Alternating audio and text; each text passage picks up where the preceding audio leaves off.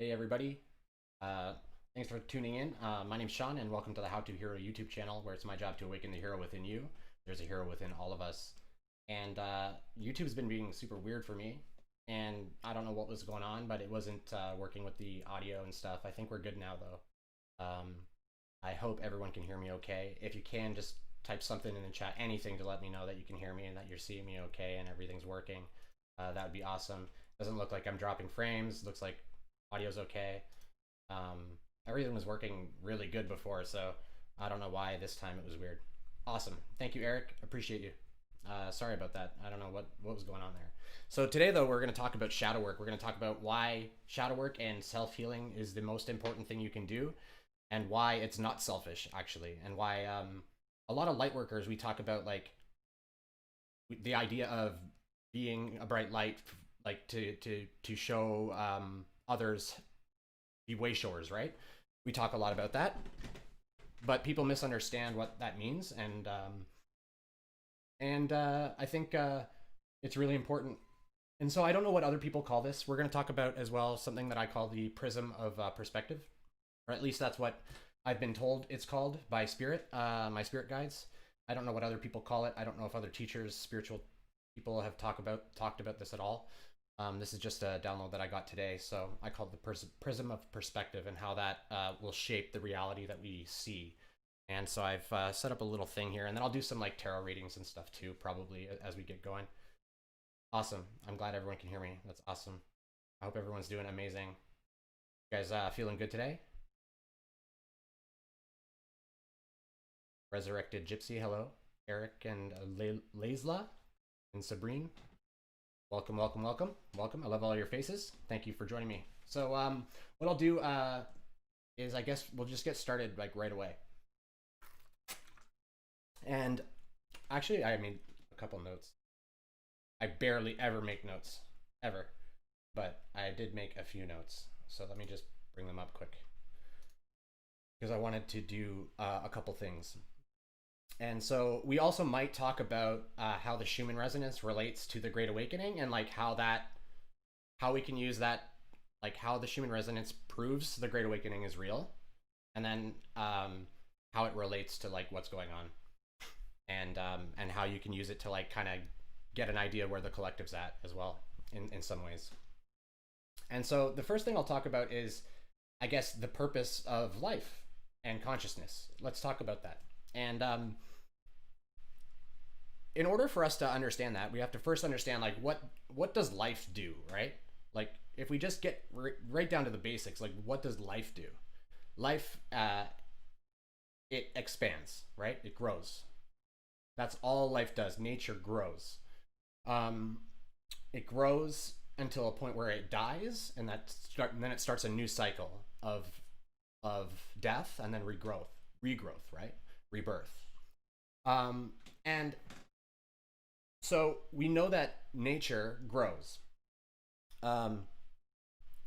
Everything that exists, every piece of life that exists, operates in a self-motivated fashion in order to procreate more, in order to expand more. That is the entire basis of evolution. That's why certain species will change and adapt and change as they evolved, etc. Right? We know this to be true through evolution. And consciousness is the same. And consciousness has evolutionary steps that we go up through as well, which I think most of us kind of know that by now, right? We're starting to kind of see that there's a difference between some people are more awake than other people. And it's just very clear.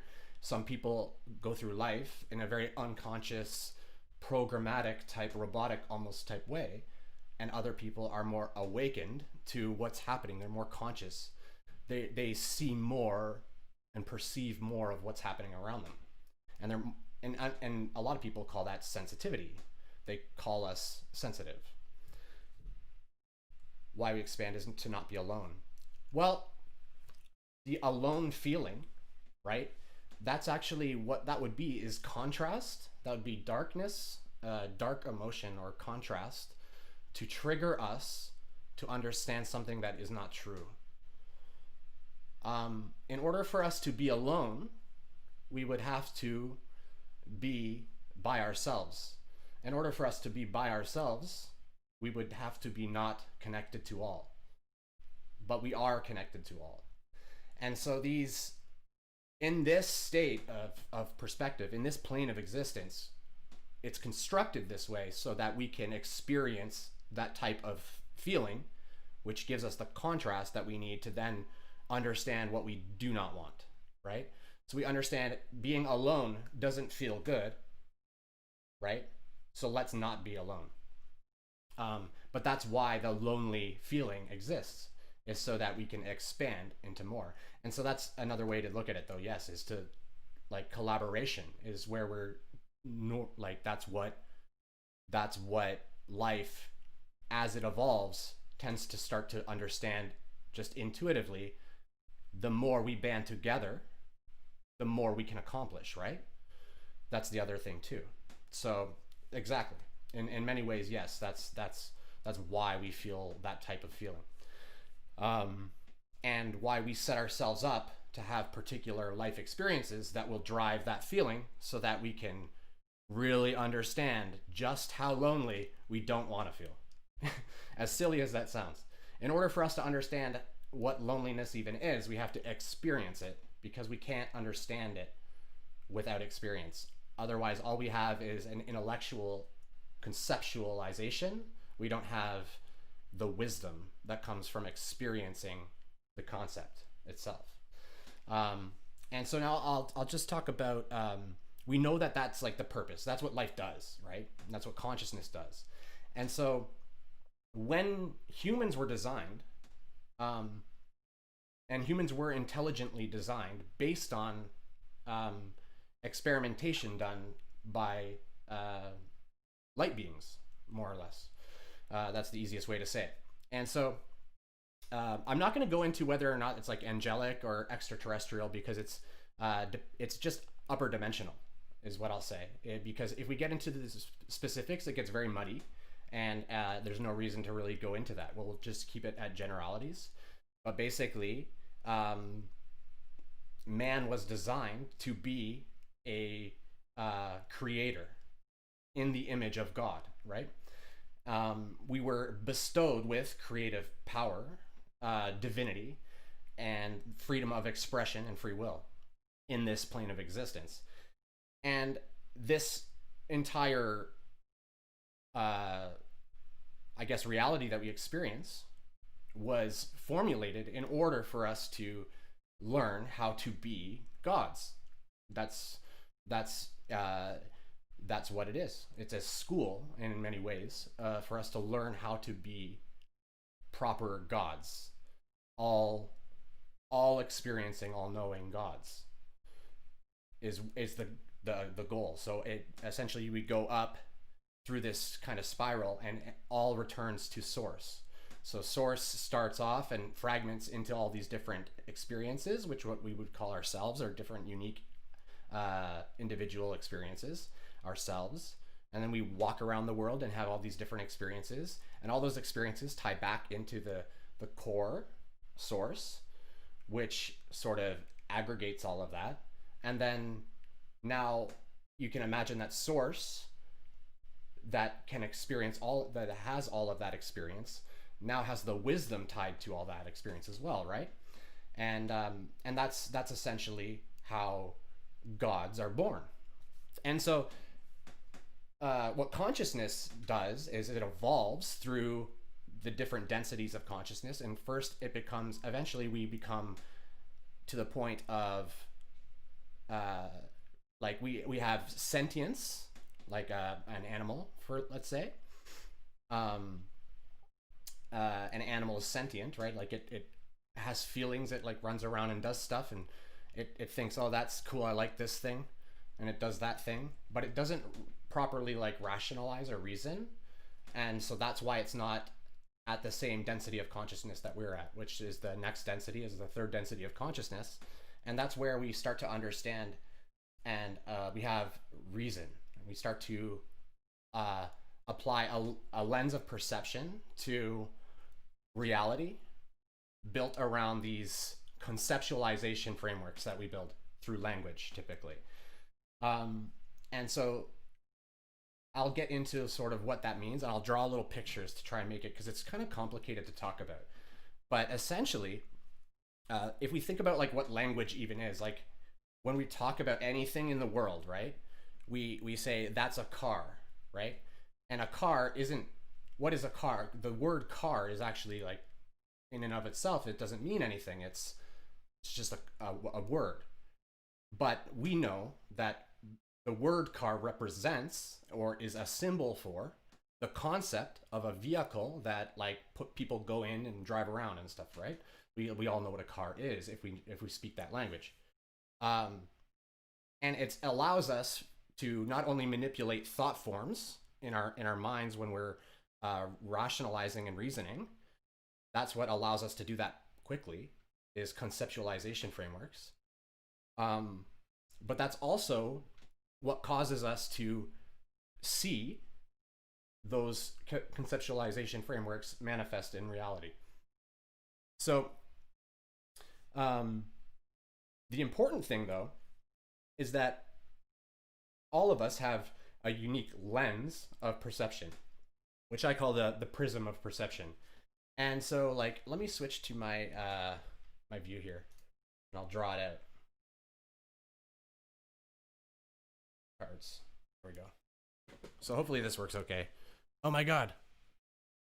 I don't have my pen. I need to run and grab my pen. Okay, hang tight.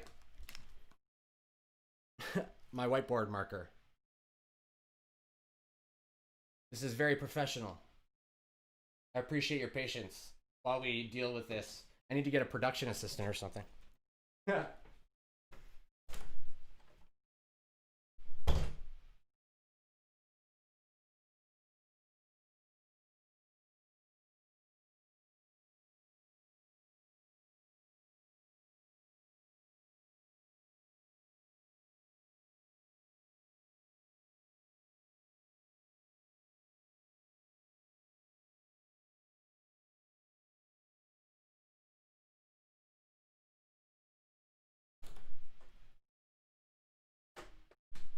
All right. Awesome. Thank you for that. I like to think like school. Does this mean God is trying to make more gods which can keep expanding? Exactly, yes. God is us. We are God. So, and that's a bit weird. The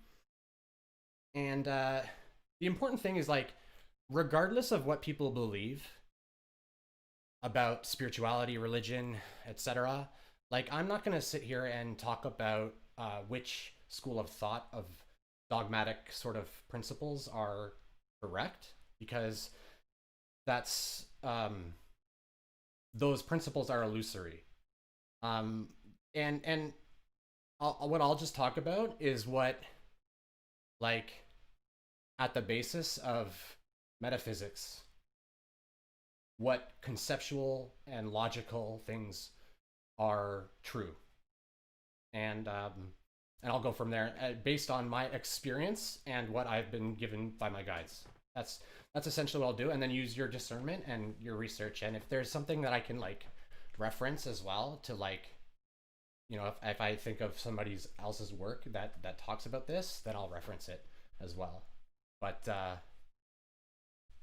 yeah, so essentially the way it works is kind of like, you know, that Pink Floyd album, and it has that prism, and the light hits it, like there's a beam of light, and it hits the prism, and then it spreads into the rainbow of the different beams of color, right? So this is how sort of the lens of perception works. But what we have to understand about reality, right? Well, I'll talk about the lens of perception first. So let's pretend that our eye is here. Like, this is our lens of perception. This is what we see the world with. Everybody is this eye. This is if you think of this representing, like, consciousness itself, this would be your consciousness represented at the vessel level. So, like, you're a human body, right? But you also have this like soul that essentially sends control mechanisms down. It's not actually control, it's guidance mechanisms down to you, intuition, feelings, and like coordinating between souls, different contractual sort of agreements to experience these different things. And that all gets formulated based on a part of the entirety of your subconscious. That would be a part of all of your subconscious, like this, right? But all of this, each one of us is connected to each other. So we're like, all of us are doing the same thing, and we're creating and experiencing with each other. And now, so what happens is, let me get like this clear. I'm just gonna use a shirt to clean it. That's how lazy I am. I don't care. So what self-healing does in shadow work is like, if you think about this, the triangle, when we start to wake up, we start to see that our prism has cracks in it and different distortions of dirt, let's say, is the best way. It's shadow is the best way to describe it. Shadow fragmentations and pieces of the prism are broken, sort of, is the way to think about it. Like, almost like they're not there. These are pieces of ourself that we've like blocked in some way. So this component yeah, exactly. Yeah, I mean, I'm just doing whatever. The main thing is just to like it. These concepts are kind of like hard to explain, and so I'm just trying to do the whiteboard thing so that it makes more sense. But so like that light that comes in, right? When the light comes in, think of this light as like any experience, anything that you experience, like that you see or witness occurring in your perspective. It all is first, before you do anything before anything happens, it's modified, right? By your filter, your lens of perspective. And this lens is dirty. And so what we come here to do is clean the lens so that we can see reality for the truth of reality, instead of applying broken filters to what we believe reality to be, if that makes sense. And so what happens is your higher self up here, or okay, so actually we'll keep going with this. So let's say like down here, the light comes in, the experience comes in, it gets realized by the consciousness, right? And sent to the vessel, the mind, the brain, to process and to provide autonomous like response to that experience, right? Based, and the mind, the brain, can only really act based on past knowledge, like past experience and stuff like that. Like it can't it sort of receives instructions and then behaves, is the way to think about it. And so, but what happens is this channel that comes from your higher self up here, or your higher self is sort of up here, actually, on top of this, it sees the whole thing in purity prior to you seeing it.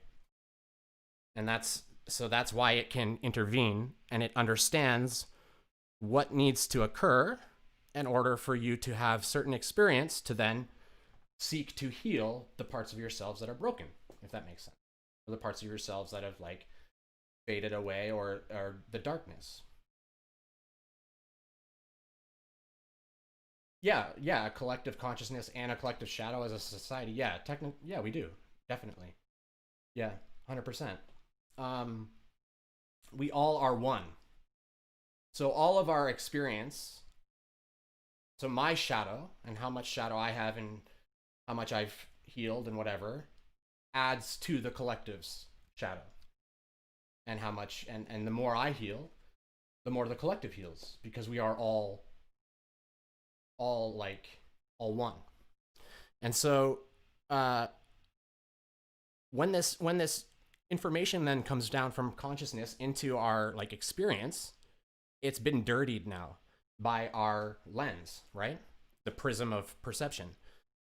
The prism has modified these things. And so like something happens, right? Like somebody drives and they like cut us off or whatever, and we're like, oh my God, how dare they? How dare they do that to me? Like, most likely the person didn't even know they were cutting you off, right? But our lens received the truth of the matter, which is a car moved in front of you. That's what happened. A car moved in front of you. And your perception of that was that all these other things occurred, right? Like all these assumptions are made about that person's state of mind, their intent, and whatever else, and why they're stupid, right? Like we've made all these different kind of assumptions or whatever. And that muddies our experience, which is, oh my God, this person's an asshole. And so now that we understand that that's what shadow does, like that's what causes us to be triggered, is the shadow. It's the piece of ourself that we don't want to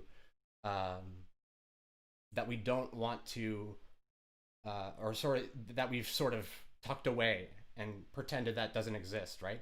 Like, so it's because we're hypocrites, more or less, is the best way to look at it.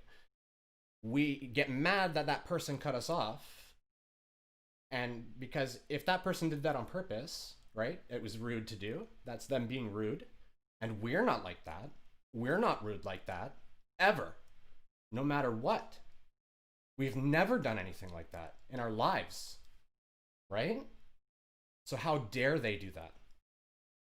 And we're hypocrites, right? We make mistakes, but our rational minds explain the other person's mistake to us in a way that makes us upset about it, because that is our emotional guidance system telling us what is not true.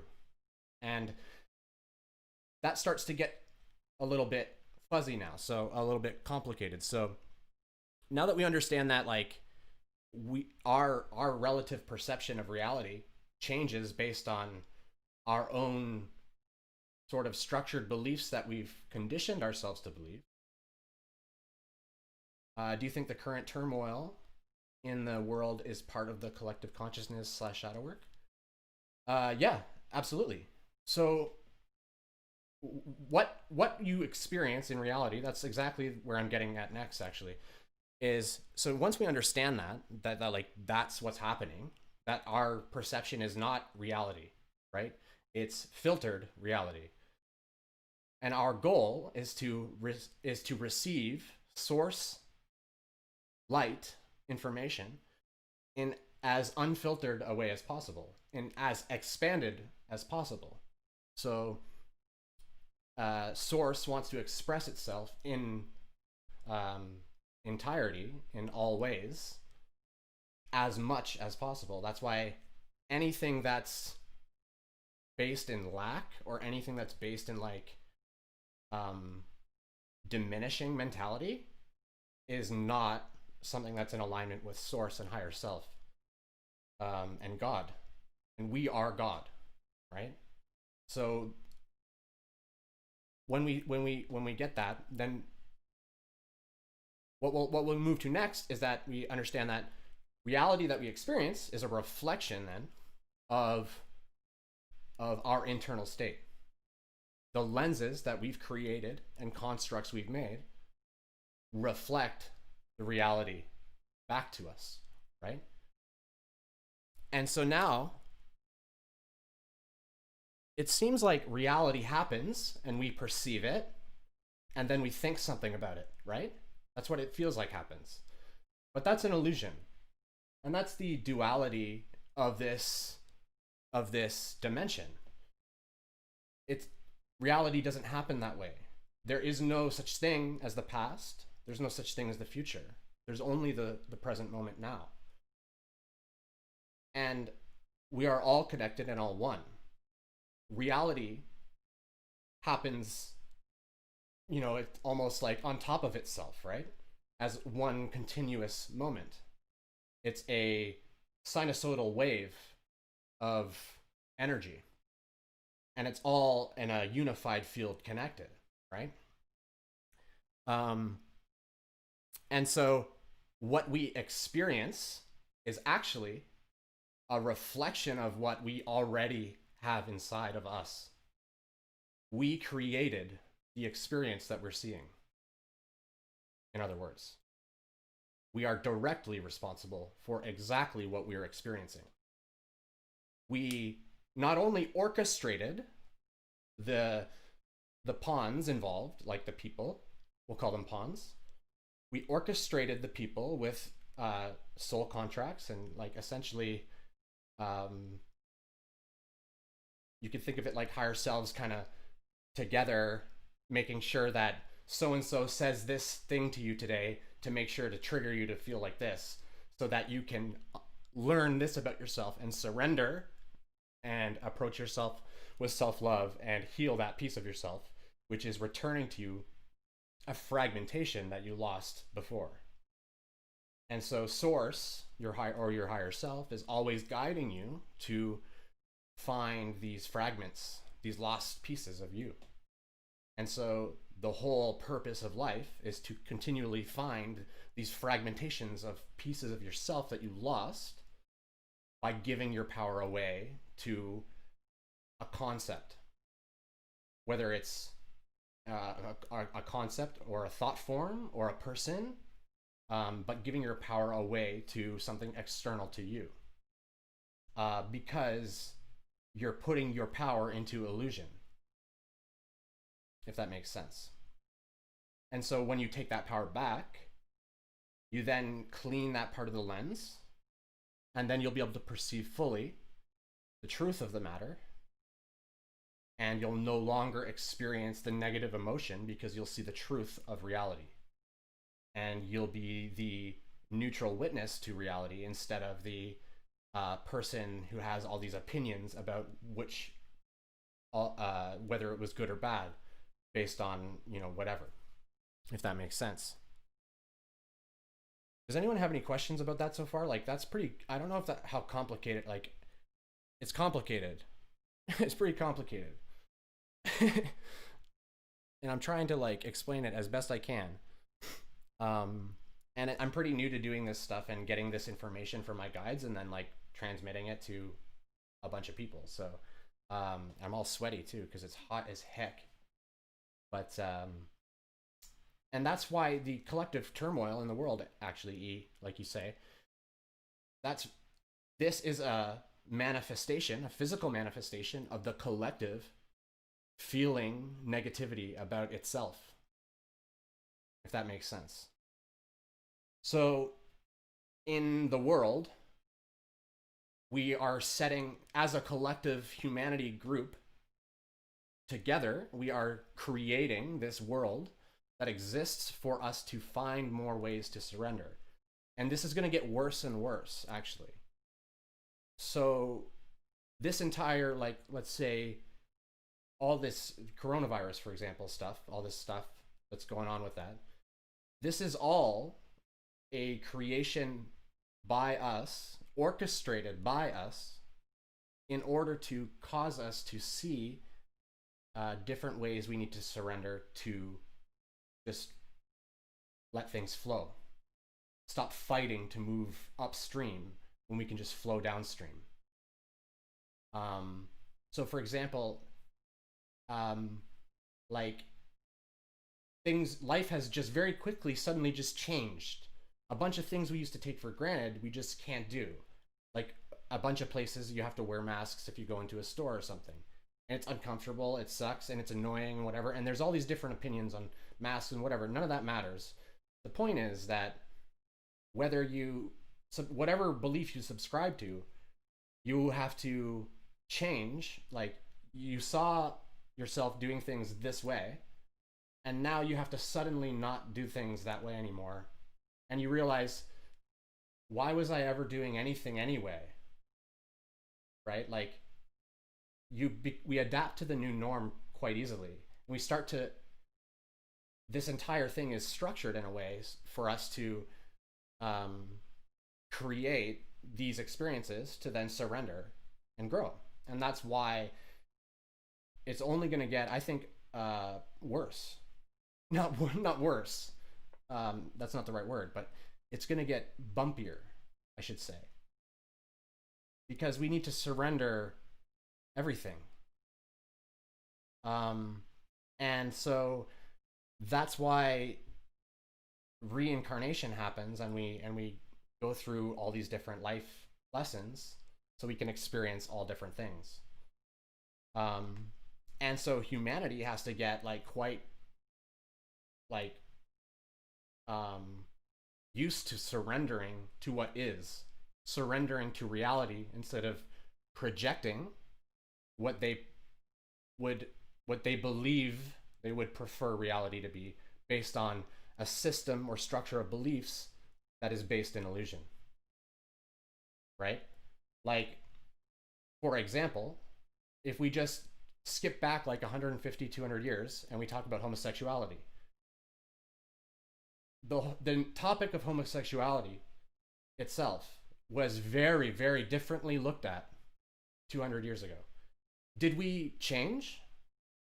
Or did we simply understand that the paradigms that the humanity consciousness was thinking about this type of thing changed because it didn't line up? Persecution of people for their sexual preference made no sense.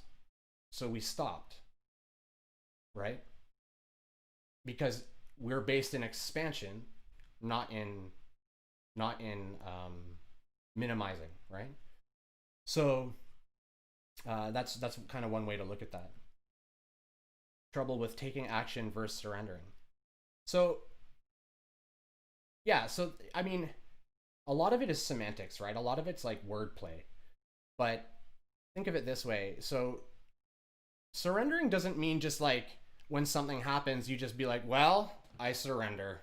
I just let this thing happen, right? Like, surrendering is about understanding what aspects of reality are directly you can directly control versus things that you can't directly control. That's what it's really about. It's about understanding that. And so what we set up these situations for ourselves with other people, a lot of that is all about control, understanding, surrendering, control. Like, we agree with this person that this person is going to constantly piss us off. Like, we'll have I'll just use a weird neighbor as an example. Like, we have this neighbor that just makes our life hell. They just always complain about everything. And no matter what you do, they just keep complaining, right? Why would that occur to you, right? The reason that's occurring is to enable you to have that experience of this person that no matter how much of a good neighbor you try to be, you can never meet their quota, right? You can never meet their demands. And so why are you trying so hard and giving them all of your power to and concerning yourself with what they want so much? Because what they want is illusory, it's dynamic, and it will move and shift based on what you do. And it's doing that to show you that you can't control how they react to what you do. all you can do is do as you do and then see what happens, right? And try to be sort of prepared for what things occur. And so it doesn't mean like surrendering to just something happens and you're just like, okay, well, that's what happened, so forget it. I'm not going to do anything about it. Like if you get a spare tire or a flat tire, for example, like you're going to get out and change your tire most likely if you still want to go somewhere in your car. Like at every moment, you can think of it this way. This is all reality at the very, very basic level is literally moment to moment to moment, right? It's only one moment, but in each, I guess, if you were to fragment it up into different moments, in each moment, you're making a decision. What am I going to do in this moment that is in alignment with my higher self? Is the activity in alignment or not? That's really all it is. And when it's not in alignment, you're going to feel bad. When it is in alignment, you're going to feel good. And when it's not in alignment, it's because there's something untrue that is being told to yourself. Like you're perceiving something untrue about reality. That's what negative emotion is. It's when, like, think of it this way: if you're ever wondering like, how do I know if like this is good for me, or if like this is the right path or whatever, like, and you want to like pretend to have a conversation with your higher self, think of it this way: your higher self knows nothing but unconditional love for you. Literally nothing but love, and it showers you. You are God, right? It bows to you as you bow to it, right? It's a mutual bowing, if that makes sense. God to God. That's what namaste means. It's the divinity or the light within me bows to the light within you. It's a mutual love that knows no bounds. You cannot do anything wrong. There's no such thing because you've orchestrated it, right? So that doesn't give you an excuse to then go plan horrible things and go do them, right? Because those horrible things would not be in an alignment with your higher self in divinity. Like doing those things wouldn't cause for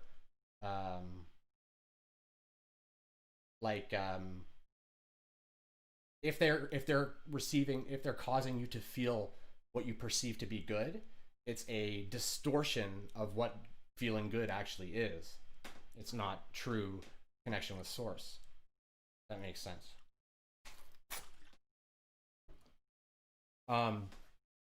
So what we're meant to do here, like the entire mission for every single person, is to experience things so that we can see contrast and see what we do not resonate with, like what is not a vibrational match for us, and then see what is a vibrational match for us, and we can manifest more of what is a vibrational match, and then we can experience more of truth or more crystallized reality. And we're moving into that world where more and more people are waking up to more and more of what is actually occurring. And this information is starting to be necessary for people to understand like how things work in the world. And so when you experience a bad thing that happens outside of you, like you literally, that you did it. It's literally your fault. That makes sense. And it's hard to get there. It's hard to like get your brain there. And that's part of the trick, is to like, you have to keep kind of reminding yourself, oh, I set this up. So where's the lesson then? And so that's when you can really start to make the shift, is when you can, anything happens at all, anything. And you're like, why would I set this up for myself? When that shift starts to happen, the world really changes, because no longer do you have like things happen. You're like, why would that person do that to me? It's like, oh, I wonder why I would manifest this. I wonder what about me, like what part of my being manifested this to my experience, because it didn't feel good. Right? And if it didn't feel good, then that means that there's a part of you that's missing, that you've given away, power that you've given away to whatever that concept is. And this is a breadcrumb to go find it. And that's what source and your higher self constantly try to direct you to do. That's why people constantly go back to the like type of partners that they don't like, and like, or people that keep getting abused. They might leave one person that abuses them, and then they'll move to the next person, and that person will continue to abuse them because they haven't actually reclaimed their power, that caused them to be drawn to those experiences in the first place, that caused them to actually orchestrate those experiences. Because if they had really learned those lessons, then they wouldn't orchestrate those experiences anymore, if that makes sense. Whew. So does that make sense? I think it makes sense. What do you guys think?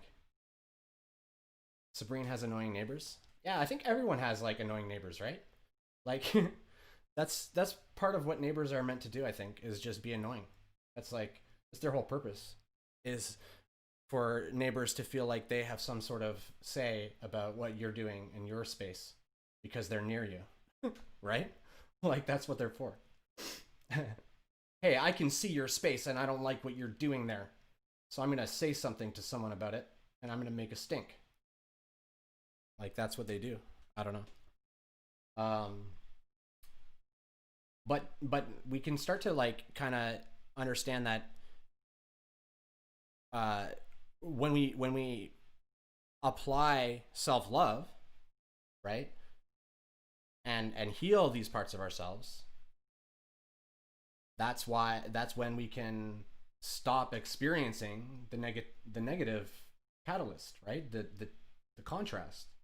Once we heal it, so like we don't like this, like I'm a woman or something and I'm dating this type of guy. Well, I guess it doesn't matter. Whatever. I'm just dating this type of guy or whatever, and I realize that I constantly date men who treat me like I'm a possession, or women who treat me like I'm a possession or whatever. They don't treat me like I'm my own person. Excuse me. They treat me like I'm an object that they own. And then that's just like a thing that just recurs, and like they're very controlling and whatever else, you know? You may understand that, oh, this person treats me like this and I don't like it and I leave. Right? Okay. But that's only understanding that I don't like the experience. That's not taking the lesson from the experience, right? So we need to go the extra step. What do I need? What do I need to do? Or how do I need to change my way of perceiving so that I don't have that happen again? Which part of myself do I need to look at that's caused this to occur in the first place? And it's almost always back to like childhood weird stuff. And a lot of it is like funny in many cases. Like it's just like little weird things that happened when we were kids that framed these structures of like these different societal concepts and things that we're stuck to and so tied to now. If that makes sense. So yeah, I think that was it. I think that's all I wanted to share actually for today. Today's just a short stream. I just wanted to share kind of that concept, and talk about that. I think I need to let that stew a little bit for myself. There's expansion there. There's a lot more to talk about with that concept, and a lot more to work on as far as like what we can actually do to change things, and to make it so like you know, we stop experiencing so much suffering, because that's the goal, right? Like the goal is for us to stop having these things that make us feel bad, right? Like that's what we're gonna do. And so that's really what I'm trying to create. What I'm gonna eventually do is have little, like, I think courses that I can give to people to like go do the course, and that will teach them how to kind of build this muscle, because that's sort of what it is. It's like when things happen, when thank you for when things happen, like it's up to us to use those happenings as the informative lessons that they are. Otherwise, we're we're the experience itself is being wasted, right? Like we experience all this bad stuff and then we go and do it again because we didn't learn anything. So but we don't want to hold ourselves like to the fire either. If we kept repeating the same lessons, like, oh, I've learned the same lesson over and over again and I never learned it, blah blah blah, and give ourselves a hard time. There's no purpose to that either. We simply like go, oh, okay, I don't like this way. Here's why I don't like it. Here's what I need to reassess about how I view reality that caused me to perceive it this way, and heal that within myself and surrender that control, because it's almost always about like trying to control an external thing. That's more or less what it's about. It's about relinquishing that and surrendering that need for control over things that you have no business controlling. All this information is really resonating about shadow work, getting downloads of a shadow, and this time of the stream is very synchronistic. Awesome, Nicholas. That's awesome. That's what I like to hear. Yeah, there's been a shift recently through the Lion's Gate. When the Schumann resonance and these different gateways open and there's massive energy comes in, it's almost like if you think about it like a software application, like the world goes through, like the consciousness goes through like a bit of an upgrade. Energy comes in and these different pathways of consciousness start to open up and expand. And so people that are tuned into different higher dimensional frequencies will pick them up from different locations, either downloads from ET groups or angelics or other dimensional entities, and other consciousness blueprints really is another way to look at it. And depending on like what you end up getting, everybody's different, and people will start to get it differently, and so we'll start to see this a lot more, and a lot more people sharing because they'll feel called to share like I am. But some people, like, they're not called to actually share any of this stuff because we're all just doing it ourselves as we heal ourselves. And if you think about it this way, we generate the negative experience so that we can learn that negative experience is something we do not want. And once we learn that, we stop generating it. So you can imagine, right? This is why self-healing is the most important thing. When you stop generating the negative experience, the negative experience doesn't happen anymore. Things happen energetically before physically manifesting, right? Does that make sense? So when you see it in reality, it's already been manifested energetically. So you need to stop it before it gets to reality, which the only way to do that is to have a clean lens to view reality. If that makes sense. And that's why cleaning the lens is the most important thing you can do. By cleaning your own lens and forgiving yourself for all these things, forgiving when somebody else does something to you, you recognize, oh, actually, I set all this up. That person actually is another fragment of me doing their stuff as they do. And I have no business to judge anything about anything they're doing. And in fact, in the higher dimensions, we agreed to this whole exchange. The neighbor said, hey, you know what? I'm going to be a real pain in your ass. And then your higher self was like, yeah, get him, bud. And then It's a whole plan. It's literally like that. And it's not like they're laughing about it, but they know that from the higher perspective, you need to learn this lesson about control, this particular lesson. They know that. You must learn this lesson in order to proceed to the next stage. If that makes sense. Like if it's like a video game, right? You gotta learn this. So here you go. Learn it. Right? And that's why it'll just keep presenting over and over and over and over and over until you learn it. And that's why, like, if anything is recurring in your life that you don't like and it just keeps happening, like, it just means that you missed the lesson. So you have to keep looking at the lesson and being like, okay, well, what did I miss about the lesson here? Yeah. Thank you guys so much for tuning in. I appreciate all of your faces. I love you guys. And this was just a shorter stream.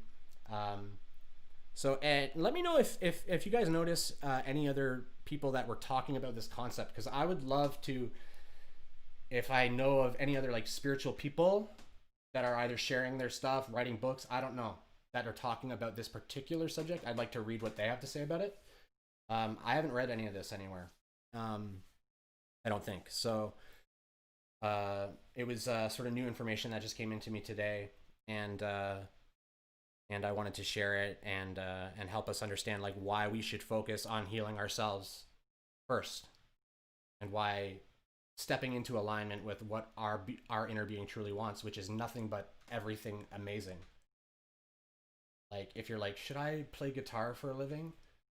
If that feels good to you, if your inner being's like, yeah, good, and then the voice comes in and goes, oh, but you suck ass at guitar, right? Like that's the bad feeling.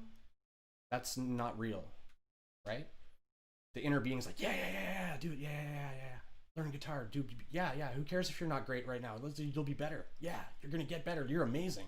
I love you. You're amazing. You could do it, right? Like that's what it thinks. It's almost like the most excited puppy you can think of. Think of your inner being like that. That's what I like to picture mine as. He's like the most excited puppy. Like yeah. That's a great idea. Yeah. Like unless it's somehow harmful, right? Then it's like, ooh, no. But thank you guys so much for watching. I appreciate you. Let me know what you guys think. And you know, I think this is a pretty timeless video too, so I'll figure out what to call this. But if you guys think that like somebody else might find this information helpful, give it a share. If you're not subscribed, click subscribe and notify. Click the bell thingy so that it, like notifies you and all of this stuff. Whatever you know, YouTubers and stuff say. I'm just saying all that stuff. Yeah, do all that stuff. And I appreciate all you guys and spending your time with me. And I like that I'm able to share this with like-minded people. So thank you so much. And I hope you guys have an amazing Thursday. And I'm gonna go put some food in my belly and think about more very important things, like whether or not I should shave my beard. I probably should. That's my next big ponder. All right.